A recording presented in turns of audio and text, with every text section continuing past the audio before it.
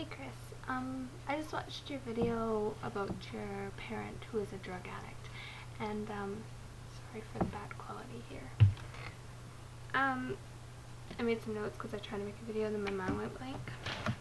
Now, I can relate to you a little bit because both of my parents are recovering alcoholics. They have been sober for 15 years, and although I don't remember much of the actual addiction itself,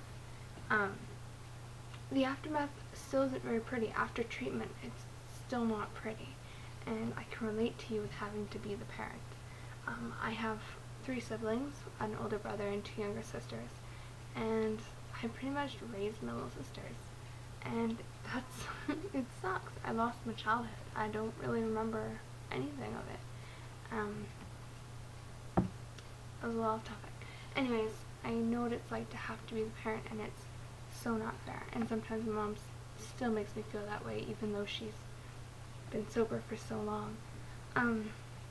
You were talking about detachment and having to detach emotions, and you have to, because if you don't, then you're just going to end up hurting too, and you don't deserve to hurt. This is their addiction, their troublesome life. Like, you shouldn't have to suffer for their stupid choices or their stupid ways of healing themselves, forgetting. It's not fair. You were talking about lying. You're right. Drug addicts are the most manipulative people. They will do whatever they can to get the money to feed their addiction. They will steal from their child. I don't know if your parent has gone that far, but I've heard of it before. I watch a show called Intervention on A&E. It's on Monday nights at 6 and 10, I think.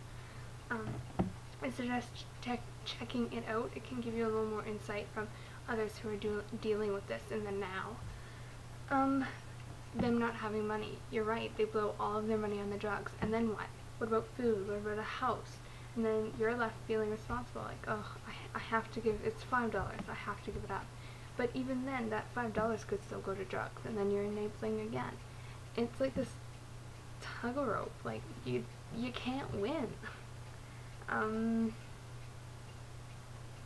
You were talking about how your parent knows the situation they're in, how it's their choice, and yes and no. I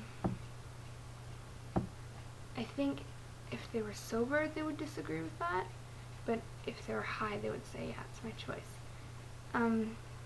Because I find that you talk to 2 very different people when they're sober and when they're high.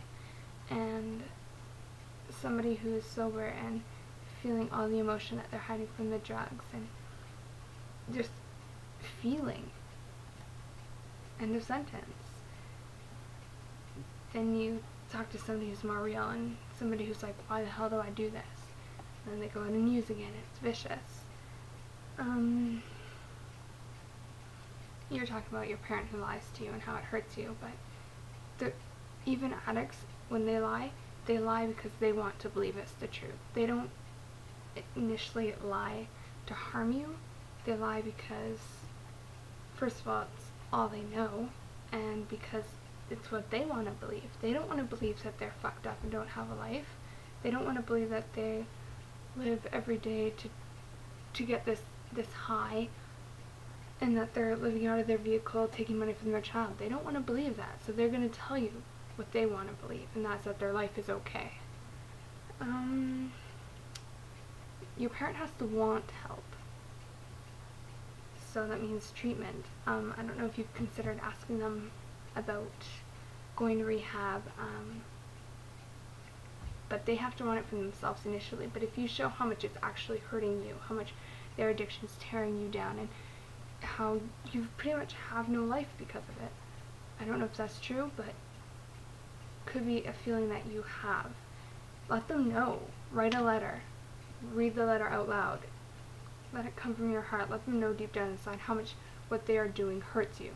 Because they don't always see that. They only think that they're hurting themselves. So let this parent know. Maybe it could help. Maybe will see the light and go get treatment. having to worry all the time. Where did your freedom go? You're right, like you go out and you're trying to have fun, you're trying to forget, and it's constantly in the back of your head. You have to let that go. Not, sounds kind of harsh, but you have to, in a sense, you know, if they wind up dead, they wind up dead. It's what was meant for them. I hope to God that your parent does not wind up dead. I hope to God that your parent gets help and sobers up and returns to a healthy life.